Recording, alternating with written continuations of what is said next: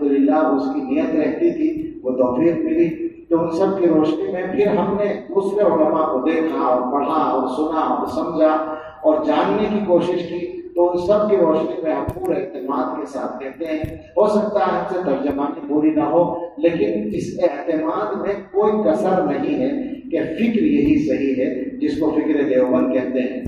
مسئلہ فرقہ پرستی کا نہیں ہے، مسئلہ مسلکی تعصب کا نہیں ہے۔ ہمارے زمانے میں ایک بڑی پریشانی یہ ہو گئی ہے کہ لوگ جو ہیں نعروں سے اور پروپیگنڈوں سے متاثر ہو جاتے ہیں، ہمارے لوگ دوسروں کے پروپیگنڈوں سے۔ بہت سے ہمارے اچھے لوگوں میں بھی، یعنی جو عقیدے کے اعتبار سے خود صحیح ہے، ایک طبقہ ہے اچھا خاصا، وہ مزاج یہ رکھتا ہے کہ عقیدے کے اختلاف یا مسلک کا اختلاف جس کو کہا جاتا ہے اس کے بارے میں بات نہیں کرنی چاہیے، تو اس کی وجہ سے ایک ماحول میں شبہات پیدا ہوتے ہیں۔ بہت سے لوگ ان میں سے ایسا کرتے ہیں کہ صاحب مسلکی اختلاف نے امت کا بیڑا غرق کر دیا اور مسلکی اختلاف سے امت کو بڑا نقصان پہنچا۔ تو آپ سمجھ لیں اچھی طرح سے کہ ہمارے دیوبند کا جو مذہب و مسلک ہے اس میں یہ کہیں نہیں ہے کہ ہم لوگوں کو یہ دعوت دیتے ہوں کہ آپ دیوبندی بنیں، جس کو دیوبندی کہا جاتا ہے، یا آپ دیوبند کا نام لیں۔ ہمارا تو صحیح بات یہ ہے کہ دیوبندی نام ہی رکھا ہے بریلویوں نے، ہاں، ہم نے اپنا نام کو دیوبندی نہیں رکھا، یہ تو انہوں نے رکھا ہے۔ ہم نے کیا رکھا؟ کچھ بھی نہیں رکھا، بلکہ ہمارے اکابر کی جو دعوت تھی وہ تو یہ تھی کہ اہل سنت والجماعت کے جو صحیح عقائد ہیں ان پر قائم رہو۔ اب اس میں ہوتا کیا ہے، بہت سے حضرات نے بحث اٹھائی اپنے لوگوں نے بھی کہ دیوبند کوئی مسلک ہے یا نہیں، اگر مسلک ہے تو نئی چیز ہے، اور اگر مسلک نہیں ہے تو کیوں کہتے ہو مسلک؟ تو میں نے کہا کہ نہیں، یہ دونوں باتیں ٹھیک ہیں، مسلک ہے بھی اور نہیں بھی ہے۔ نہ ہونے کا مطلب یہ ہے کہ دیوبند میں کوئی نئی بات نہیں ہے، دیوبند میں وہ سب ہے جو اہل سنت والجماعت کا مذہب ہے، لیکن پھر نئی بات کیا ہے جس کی وجہ سے ایک امتیاز قائم ہوتا ہے، تو وہ یہ ہے کہ ہر دور میں غلط فکر والے لوگ کچھ چیزیں سامنے لاتے ہیں، اس کی تردید اہل حق کی ذمہ داری ہوتی ہے، اہل حق اس ذمہ داری کو پورا کرتے ہیں، ان کی تردید کے لیے جو کچھ لٹریچر سامنے آتا ہے وہ اس صحیح مسلک کی پہچان بن جاتا ہے۔ آپ نے پڑھا ہوگا اور یقیناً پڑھا ہوگا، یہ میں ویسے ہی نہیں کہہ رہا ہوں، کہ امام مالک رحمۃ اللہ علیہ سے پوچھا گیا، اور بعض جگہ لکھا ہے کہ امام ابو حنیفہ رحمۃ اللہ علیہ سے پوچھا گیا کہ اہل سنت کی کیا علامت ہے، تو انہوں نے کیا فرمایا؟ ان تفضل الشیخین وتحب الختنین وترى المسح على الخفین، شیخین کو فضیلت دو اور ختنین یعنی دونوں دامادوں حضرت عثمان و حضرت علی رضی اللہ عنہما سے محبت رکھو، اور مسح الخفین کو جائز سمجھو۔ یہ تین علامتیں بتائی، کس چیز کے مقابلے میں ہیں؟ شیعیت کے مقابلے میں تینوں علامتیں وہ ہیں جو شیعہ سے ممتاز کرتی ہیں۔ اس کا مطلب یہ کہ اس زمانے میں تشیع کا رواج بڑھا ہوا تھا، تو اہل سنت کی علامت یہ باتیں بتائی گئی، لیکن ظاہر بات ہے کہ بعد میں اہل سنت ہی میں اگر کچھ لوگوں نے کچھ بدعات کو اختیار کر لیا، وہ بدعات چاہے وہ بریلوی طبقے کی بدعات ہوں یا جماعت اسلامی کی بدعات ہوں یا اہل حدیث کی بدعات ہوں،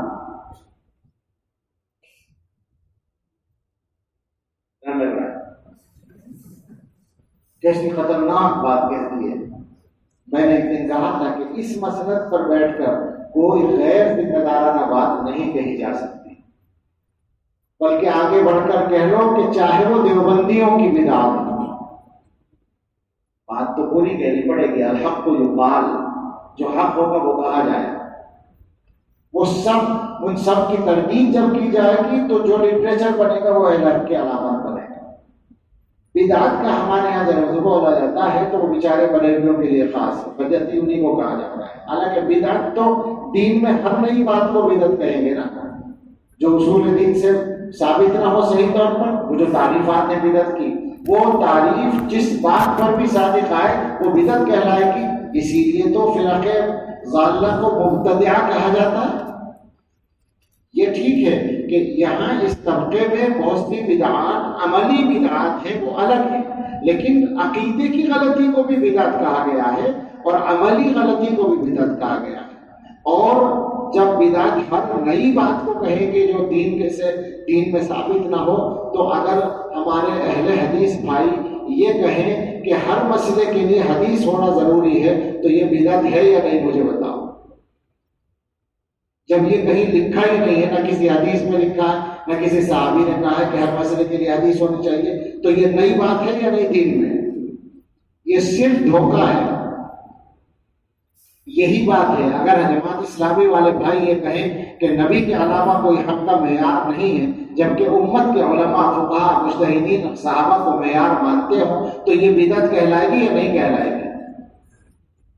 میں کسی سے لڑنے کے لیے نہیں بیٹھا، میں طلبہ دیوبند کو، ابنائے دیوبند کو بتانے کے لیے بیٹھا ہوں، لڑائی کے لیے نہیں. میں نے پہلے کہا یہی بات شروع کی تھی. اصل میں بات یہ ہے کہ ہماری یہ دعوت نہیں ہے کہ ہم کسی سے یہ کہیں کہ ہمارے مقلد بن جاؤ. ہم کہتے ہیں اہل سنت والجماعت کے صحیح عقیدے پر آ جاؤ، بس یہ ہمارا مطالبہ ہے.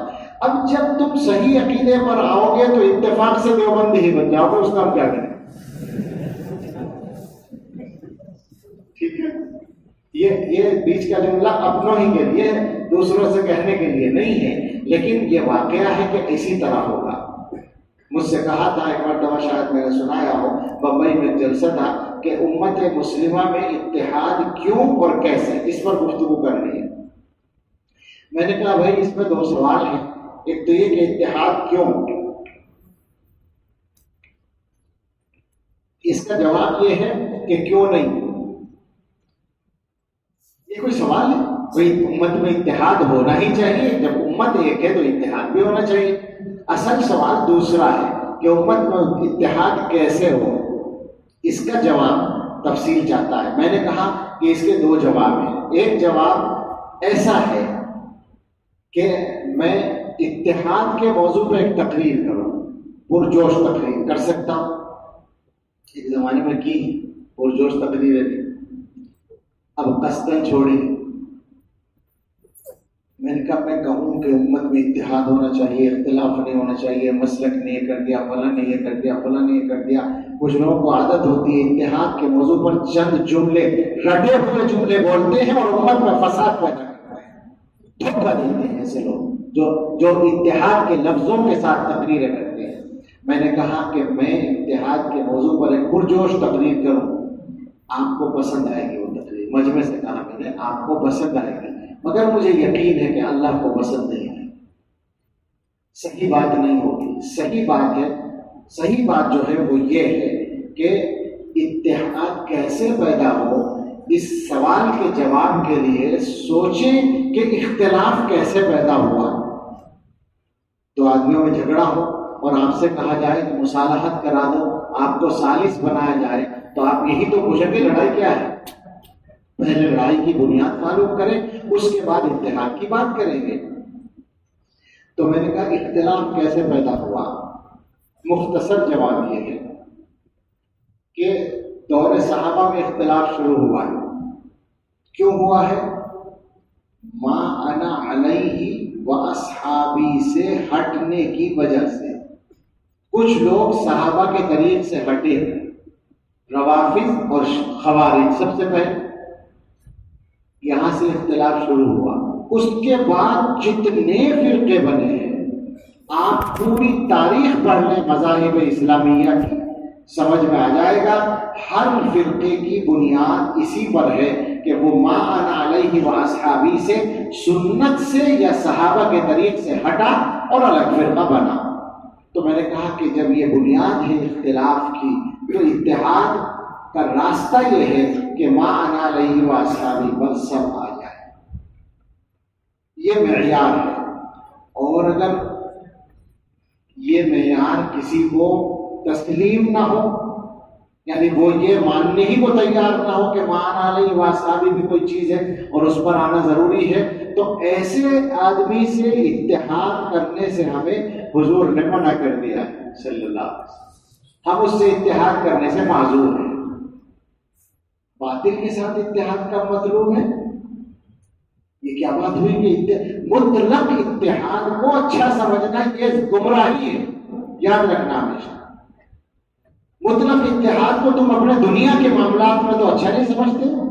ایک آدمی تمہاری زمین دبا لے اور تم مقدمہ کرو تو وہ کہے نہیں، لڑائی نہیں کرتے، اتحاد سے رہتے ہیں، تو تم کیا کہو گے کہ میری زمین چھوڑ دے، تو نے تو اختلاف کیا ہے۔ ہم یہی کہتے ہیں کہ دین ہے اللہ کا اور محمد الرسول اللہ صلی اللہ علیہ وسلم کا، اور اس کے بعد دین ہے اصحاب محمد صلی اللہ علیہ وسلم کا۔ ان کے طریقے پر رہو، اختلاف نہیں ہوگا، ان کے طریقے سے ہٹو، اور پھر ہم سے یہ چاہو کہ ہم تمہیں کچھ نہ کہیں، یہ نہیں ہوگا۔ یہ ڈیوٹی ہے ہماری، ہم ایسے اتحاد سے معذور ہیں، صاف بات۔ ایسے اتحاد سے بالکل معذرت ہے جو ما انا علیہ واصحابی کے معیار پر قائم نہ ہو۔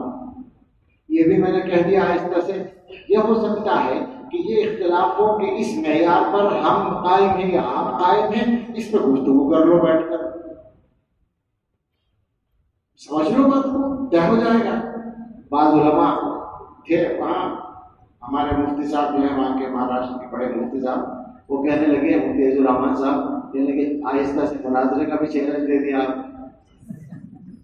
تو بات یہ ہے کہ ہمارا یہ مطالبہ نہیں ہے اکابر دیوبند کا اور علماء دیوبند کا کہ ہم لوگوں سے یہ کہیں کہ ہمارے فرقے میں آؤ۔ حقیقت میں ہم چاہتے ہیں کہ ہمارا فرقہ ہی کوئی نہیں، لیکن ایک فرقہ بہرحال ہے اور وہ ہے اہل السنہ والجماعہ۔ اب لوگ اتحاد کی باتیں کرتے ہیں پانی پی پی کر، اور اختلاف اور انتشار پیدا کرنے والے کام کرتے ہیں، سوائے جھوٹ کے اس کو کیا سمجھا جائے؟ ہمیں تو آپ سے کہنا ہے، آپ مضبوطی کے ساتھ قائم رہیے۔